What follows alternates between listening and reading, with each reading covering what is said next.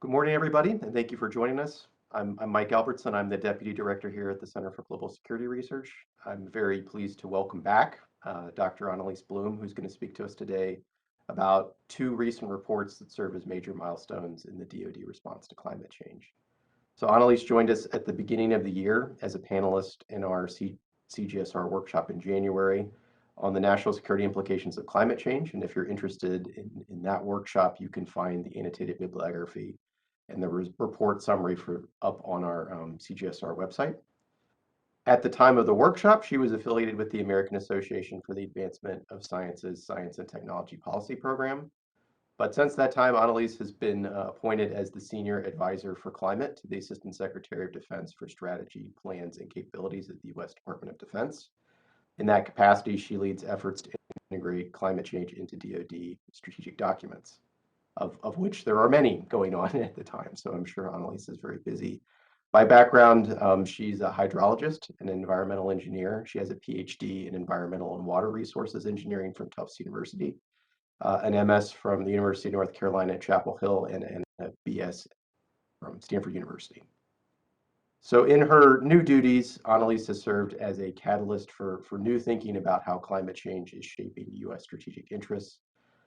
As Secretary of Defense Austin recently argued, the Department of Defense must understand the ways climate change affects missions, plans, and capabilities. And towards that end, the Department of Defense in the last year has undertaken two major projects. One focuses on better understanding the risk, strategy, and mission posed by climate change, and the other focuses on steps the Department of Defense must take to ensure it can operate under changing climate conditions. So Annalise is going to describe both of these projects and the associated reports that she's a part of. Given sort of multiple schedule complications today, we're only going to go for 60 minutes rather than the usual 90. So Annalise is going to make some introductory remarks for around 20 minutes, and we have some slides to accompany those remarks. But that'll leave plenty of time for our standard Q&A that we always do during these events. If you'd like to join that discussion, as always, please prepare to raise your hand electronically or submit your questions in the chat function while she sets out remarks, and that we're ready to jump into the discussion. And I expect a lot of interest here in the lab community, and I know this will be fascinating to everyone. So with that, Annalise, I'll turn the floor over to you. Thank you so much. Thank you so much for that kind introduction. I'm delighted that I can join you all this morning. I'm impressed that you're here at 9 a.m. on Monday morning, so thank you for joining. I think my slides will get brought up shortly. Yep, there we go. Yeah, so I'm really excited to share a couple of new reports that came out both in October from DoD, one of which I led, the DoD Climate Risk Analysis, and then another one which came out of OSD Acquisitions and Sustainment, the Climate Adaptation Plan. So as you're well aware, the Biden-Harris administration has made addressing climate change a top priority. And kind of three takeaway messages from my talk today are: first, DoD sees climate change as a major risk to US national security and defense, particularly through ways it's reshaping geostrategic, operational, and tactical environments. Second, DoD is taking action to integrate climate considerations at every level of what we do, particularly preparing for both increased demands for missions, but also being sure that we're able to adapt to changing climate conditions. As Secretary of Defense Lloyd Austin has said, competitive advantage in the future will go to those who can fight and win in this rapidly changing strategic and physical environment. So also thinking about how we integrate kind of this consideration of the ways climate change impacts strategy, our own, our allies and partners, our competitors. And then finally, as a third point, DoD recognizes that we can only address the challenges of climate change if we work with partners and allies and we integrate the best science and technology. So it's great to be talking with you all. Our national labs are so important and valuable in terms of a great, so much expertise. My very first job was actually at Lawrence Berkeley National Lab. I'm from Berkeley originally, so delighted to be here today. So on to slide 2. Perfect. So you've probably seen, if you've been following the climate space, this executive order that President Biden signed on January 27th of this year. He So this executive order tackling the climate crisis at home and abroad places climate as at the forefront of US foreign policy and national security planning. And particularly for DoD, it tasked us with developing both this climate adaptation plan as well as the climate risk analysis. Um, President Biden has called US climate leadership more necessary and urgent than ever. And we've seen this during kind of recent climate conference, COP26, and many of the actions taken throughout the administration, which I'll also cover briefly after I talk about each of the reports. We see driving global climate action as a whole of government effort. So DoD is often in a supporting role to other agencies, USAID, State Department, when we're addressing the implications of climate change for national security. And before I get into details of the new reports, I'll give a little bit of background of how we've been framing our thinking about climate change for the Department of Defense, and the ways that this thinking kind of informs both of these reports, and then how we're trying to integrate this thinking into all of our strategic planning operational documents. It's a big challenge. So I think we're going to need to rely on all of the scientific agencies, national labs to make all of these priorities a reality. Next slide. So Secretary Austin has made a number of really forward-leaning statements on climate change, as well as Deputy Secretary Hicks, and have both explained the ways DoD has a critical role in tackling climate change.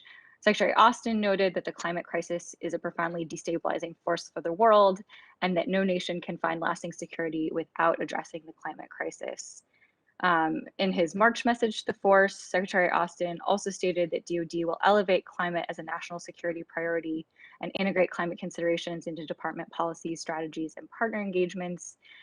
But actually, this focus on climate change really isn't new. The department has been concerned about the security implications of climate change for over a decade, and has been working to integrate considerations of the way climate change impacts, particularly our own installations, and readiness within the department for a number of years. Kind of there was a DoD climate roadmap and a number of other documents, a DoD directive from a number of years ago. And so there's a renewed focus, but the department has been working on these topics for a long time, in many ways because we've seen firsthand the national security risks posed by climate change, both the ways that climate change increases demands on the force, but also the ways it impacts our capacity to respond to those growing demands. And as Secretary Austin has stated, DoD is taking action to consider these effects at every level, because doing so will be necessary to train, fight, and win in this increasingly complex environment. And not adapting to climate change is likely to result in lost military capability, weakened alliances, degraded infrastructure, and missed opportunities for technological innovation and economic growth. Next slide. So one of the first actions that Secretary Austin took was to create this climate working group. So it was stood up in March 2021. It's a 3-star level body for undersecretaries, chiefs of military services, and other parts of OSD, chaired by the senior advisor to the Secretary for Climate, Joe Bryan. And it's primarily tasked with tracking implementation of climate and energy related actions and coordinating responses to this executive order I mentioned at the beginning, 14008, on tackling the climate crisis at home and abroad. And part of this is overseeing these two reports that I'm going to talk about, the DoD Climate Risk Analysis, or DCRA, which is focused more on the strategic implications, the global implications of climate change for the department, and how climate change is likely to increase demands on the department. And second, the DoD Climate Adaptation Plan, or CAP, which provides a roadmap to ensure that the department can meet growing demands under changing climate conditions. So now I will talk more in depth about each of these two reports. Next slide. So the DoD Climate Risk Analysis, or DCRA, was released at the end of October, along with 3 other climate security reports from the White House, a report on climate and migration. The National Intelligence Council released a national intelligence estimate on climate change, and the Department of Homeland Security released a climate strategy. So those are all publicly available. The National Intelligence Estimate, they released an unclassified version. The classified version is TS and available on JWICS if you have access to that. The DCRA was exciting and unique for the department because it's the first DoD report that's focused on these strategic implications of climate change. Even though the department's been working on these challenges for a long time and we're aware of the strategic implications, there haven't been kind of reports coming out about what it means, what climate change means for the strategic environment, for relationships with partners and allies. So it focuses more on global cross-cutting risks of climate change. And as Secretary Austin stated when the DCRA was released, climate change is shaping our strategic interests. And so we need to make sure that we're integrating climate change into all of our strategic documents, because if we ignore it, we'll be missing kind of a key piece of it. And our approach is trying to take a climate lens to all of the strategic documents and processes. And rather than kind of inserting a climate paragraph somewhere, what does climate mean for each of these different other threats that we might be worried about? The DCRA also serves as a stepping stone to identify the scope of the challenge, and we use it as a way to start informing integration of climate change into all of these different planning strategy and relevant documents, which is another part of the executive order, and I'll talk a little bit about that later. And part of what we cover is even with aggressive international and whole of government action to mitigate future climate change, as you're probably aware, even if we stopped emitting greenhouse gases today, there are so many physical effects due to climate change that are now unavoidable, that are baked into the system, and we're going to be seeing the security implications of those for years to come. So we need to be prepared to respond to those security implications, which are unavoidable. Next slide. So this shows our thinking. This is a figure from the DCRA, our thinking about the links between climate hazard, primary and secondary impacts, and the security implications. So the majority of climate hazards aren't new, as I'm sure many of you are aware, but the ways that climate change impacts them is altering frequency, intensity, location of the hazards, contributing to vulnerability and compounding risks. Personally, I'm a hydrologist, and so we see so many of the impacts of climate change being related to water, whether it's more drought or more flooding, which are two of the examples shown here, or sea level rise, non-fresh water. So a lot of different impacts of things that are existing but are made worse by climate change. So these examples show kind of we have these climate hazards like drought or flooding that have impacts that can reduce water supply, which can lead to reductions in agricultural production. And each of these three climate hazards, primary impact, secondary impact, are linked to potential security implications, whether it's altered planning, operational requirements to reduce vulnerability, competition for scarce natural resources, impacts to basing and overflight, and finally, kind of worst case scenarios of are there heightened and social political tensions potentially contributing to migration decisions, even conflict, providing opportunities for adversaries to take advantage of instability or resource competition to expand their influence. Next slide, please. So getting into some of these a little bit more, we're seeing increased demand for defense support to civil authorities at home, so for missions at home.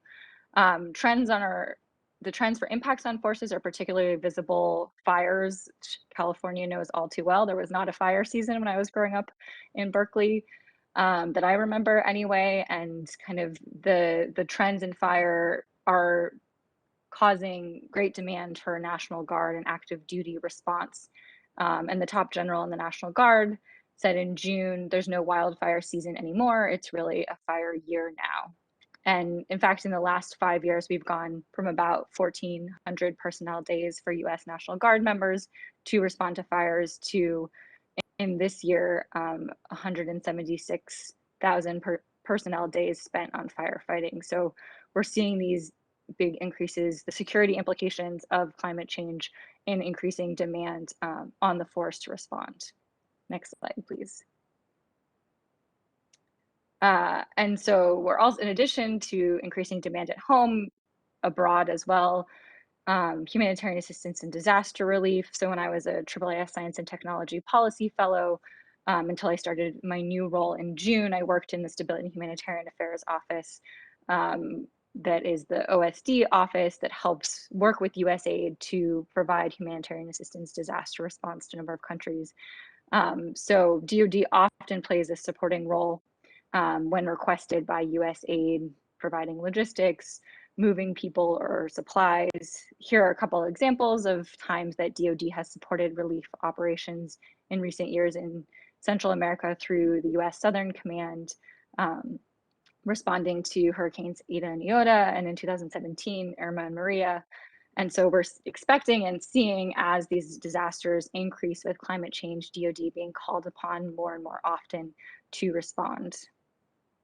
Next slide, please. And so while we know climate change is impacting the whole world, the effects are global, there are specific hazards, impacts, and security implications that are more likely to occur in particular regions. And so this is a very, it meant to be an illustrative example, not exhaustive, because you really could probably put most of the climate hazards and security implications in most of the combatant commands, but meant to highlight kind of some of the key concerns. So along the top row of this graphic, which is also from the DCRA and publicly available if you're interested in looking at it more, are climate hazards, rising sea levels, hurricanes and typhoons, flooding, heat, etc. And along the very bottom row, some of the security implications we are seeing or expect to see associated with climate change hazards and impacts. So just looking to the Western Hemisphere, we see hazards like sea level rise, worsening floods and droughts, and expect those to result in greater humanitarian needs. The DCRA also highlights that DoD will incorporate climate considerations into engagements with partners and allies. And so helping work with those countries to become more resilient to climate will be really important for strengthening our national security, as well as our role and leadership in the global community. And so we see opportunities for DoD both to share climate tools, resources, expertise with other countries, but also learn from partners and allies who have been working in this space, have expertise in climate change mitigation, making sure we're really supporting local partners to find climate resilient solutions that are beneficial to them and also helpful to strengthening our partnerships and alliances throughout the world. Next slide, please. Okay, so moving on. So the DCRA, that's the one that I was leading through OSD policy.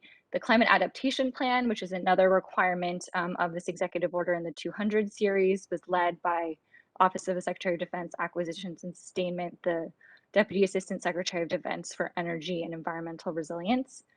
Also came out in October, and it provides a roadmap to ensure that DoD maintains the ability to operate under changing climate conditions while preserving operational capacity and protecting systems essential to our success.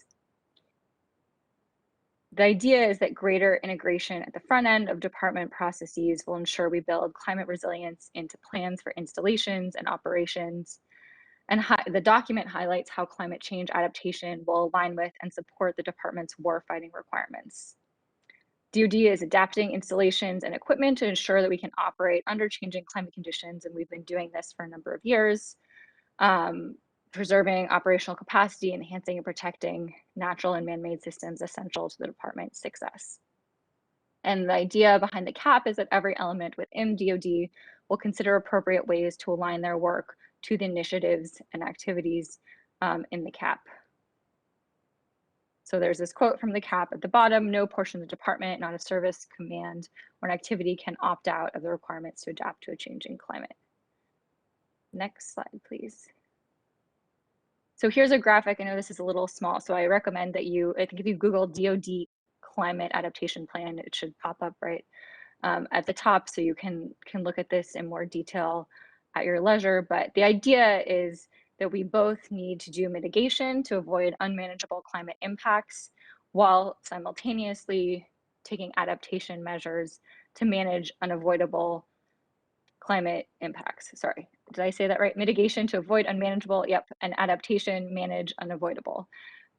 With this core goal of resilience, the ability to anticipate, prepare for, and adapt to changing conditions and withstand, respond to, and recover rapidly from disruptions. So getting at both is really core. We need to be doing both at the same time, and we can to really address all aspects of the climate change challenge. Next slide, please. This is really small. I know, and there's the next slide has, I think, a little bit bigger, but this is kind of the core figure summarizing the CAP. There's these 5 lines of effort. There's these 4 enablers with strategic outcomes and an end state to ensure that DoD can operate under changing climate conditions. I think I said this before, preserving operational capacity and enhancing the natural and man-made systems essential to the department's success. So these 5 lines of effort include climate-informed decision-making, something we're really getting started on thinking about at the moment, train and equip, climate-ready force, more in ANS's lane, and PNR, personnel and readiness, then where I am in OSD policy, resilience, built and natural installation infrastructure, supply chain resilience and innovation, and 5th, enhance adaptation and resilience through collaboration. And that's another one that OSD policy is also quite involved in. Next slide, please. So just this is the same 5 lines of effort, LOEs that I just mentioned, and it shows a little bit easier to see these 4 cross-cutting enablers: continuous monitoring and data analytics, aligning incentives to reward innovation, climate literacy, and environmental justice. Next slide, please. So those were the 2 reports, the DCRA and the Climate Adaptation Plan, the CAP. I also just wanted to talk a little bit about a few tools and initiatives that we have been working on. So the DoD Climate Assessment Tool, or DCAT, comes out of DASD EER as well, and it helps to identify climate hazards to which DoD installations are most exposed. The idea being this is a critical first step in addressing potential physical harm, security impacts, and degradation to readiness resulting from climate change. So this is a publicly available story about the DoD Climate Assessment Tool if you're interested in learning more. The tool uses data from past extreme weather events and the effects of future changes in sea levels, riverine flooding, drought, heat, land degradation, energy demand, and wildfires to produce hazard indicators, and provides a high-level assessment that can be useful for long-term planning and informed decision-making. Next slide, please. We also held our first tabletop exercise, Elliptic Thunder, focused on climate and environmental security last March. So this brought together representatives from across OSD, the Joint Staff, the Africa Command, National Security Council, State Department, USAID, intelligence community, and NOAA to start thinking about what climate change can mean for security implications. A lot of the things that were kind of covered in the DoD Climate Risk Analysis. This was a first step. We need to have more of these sort of tabletop exercises focused on different regions, but it highlighted growing security threats posed by climate and environmental change, and also illustrating that prevention activities today will be essential to avoiding dire consequences in the future, and helped us start to think about kind of what is DoD's role relative to other US government agencies, such as USAID, State Department, in working on these prevention activities if we want to prevent worst case scenario climate caused security implications. We're also thinking about I think it's important to have some tabletop exercises focused on climate change, but really the end goal is that all of the exercises and war games, climate change is integrated if it's appropriate, so that it's part of everything we're doing, again, kind of taking this climate change lens to what the department already does rather than having it be separate and its own kind of piece. Next slide, please. So I haven't worked as much in this space, but just kind of wanted to quickly highlight, and if you have interest in it, can follow up and connect you with the right people offline. But DoD also sees climate change as an opportunity to increase energy efficiency and resilience. We see impacts to bases, the strategic environment, and missions can be risks, but improving resilience of installations, more efficiently using energy can provide an opportunity to reimagine how the department deploys and powers the force. And the Undersecretary of Defense for Policy has talked about how climate change may lead to a race for resilience and adaptation, and said that countries and militaries able to roll with climate punches better will be in a better competitive position. And the senior climate advisor to Secretary of Defense, Joe Bryan, has also worked heavily in this space. He previously was a Deputy Assistant Secretary in the Navy focused on energy. And he has explained that the more efficient we can be in our operations, the less we'll require of our logistics, and the more we can mitigate risk for contested logistics. Doing so is essential to the mission and also good for climate change. Next slide, please. Another way that climate change can be an opportunity is to strengthen our partnerships and our alliances. Secretary Austin hosted a panel at President Biden's Climate Leaders Summit on Earth Day of this year that was focused on climate security impacts, with a number of partner countries participating as well. And we see the ways that we work together with partners and allies, coordinating response, sharing scientific advancements, data, lessons learned, will be critical to addressing this global challenge. And really are going to kind of, as I mentioned, need to rely on all of the great scientific expertise we have throughout the government to do this well, and also work together with other partner countries to make sure that we're all able to have the best data, make the best decisions, and really use the evidence that's out there to make policy decisions that are informed by the scientific advancements. DoD continues to incorporate discussion of climate security considerations into bilateral and multilateral conversations. So in OSD policy, that's something that we're part of a lot, supporting our regional offices.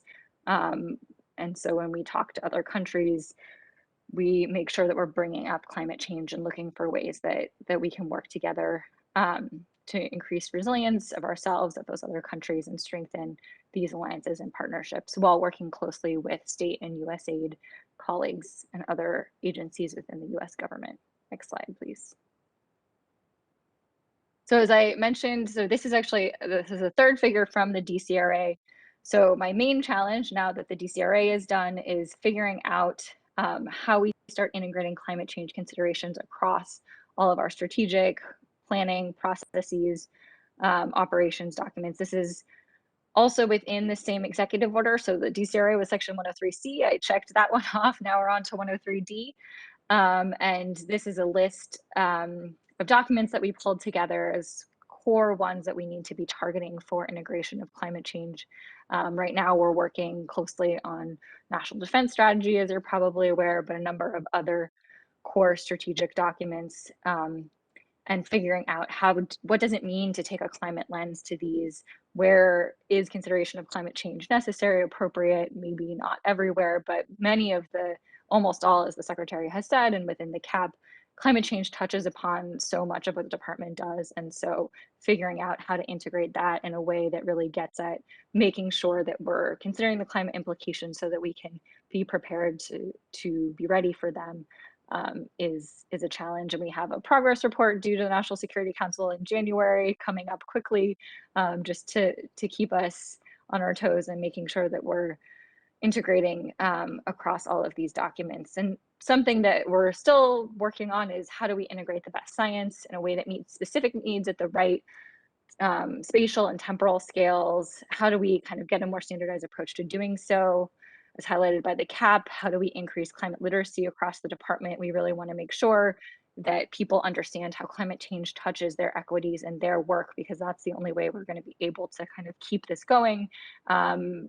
And really get climate change integrated in a meaningful way across all of the department documents, as we're trying to do. So my new job, a senior advisor for climate to the Assistant Secretary of Defense for strategy, plans, and capabilities, is a new role. And Joe Bryan's job, the senior advisor to the SecDef as well. So we have some of these new climate roles, which is really important, but we also need kind of baseline climate understanding to be higher. And big picture, how do we rethink planning when what was previously an extreme event now becomes increasingly common, whether it's fires, floods, or droughts? So a lot of exciting challenges moving forward. Next slide, please. So thanks so much. In closing, kind of just wanted to reiterate how we're working closely in coordination with the whole of US government, partners, and allies to prevent, mitigate, account for, respond to security risks associated with climate change. As I mentioned at the beginning, kind of these three main points: DoD sees climate change as a major risk to US national security and defense by the ways that it reshapes geostrategic, operational, and tactical environments. Second, taking action to integrate considerations of climate change through reports such as the DCRA and the CAP, which I have here with the links to access them publicly, but really probably the easiest way is to just Google the name. There's also the Department of Defense public website has a Tackling the Climate Crisis page. So you might be able to find that from the defense.gov homepage, or if you search for defense.gov and climate change, it should pop up. And then finally, DoD recognizing that the only ways that we can address the climate crisis, both adapting to the challenges and mitigating future emissions, is working together with the whole of government, with partners and allies, to make sure that we're using the best science, data, making informed decisions. Thanks so much for the opportunity to be here today, and I look forward to your questions.